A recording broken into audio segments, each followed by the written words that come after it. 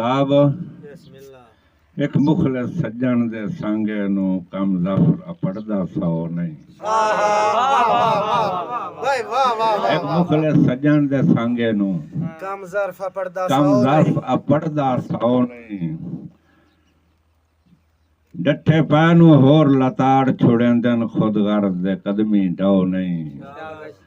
कदी फैज़ वसीम शरीक नहीं देंदे लू कतन शरीक दी लो नहीं।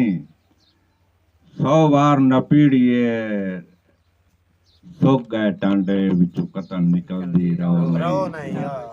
मेहरबानी जी आखिरी शेर। आज तो नवीं गल्लां कटदा पिया। वाह वाह वाह आज तो भाई कमाल कीती। सुता सही है।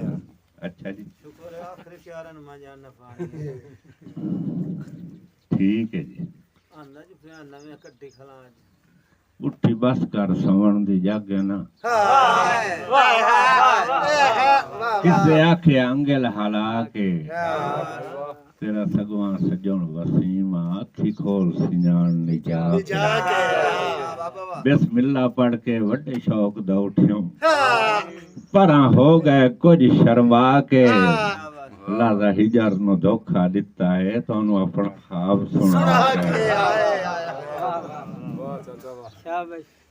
इन्ने थोड़ा थोड़ा बचपन याद आंदा है।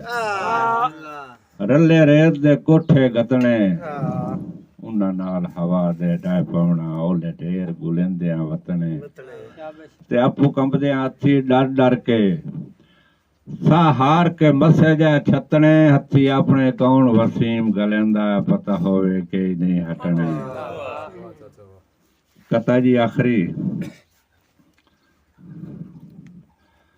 जिंदगी दा पिछला पारा गुरबत भी तूल नप गई।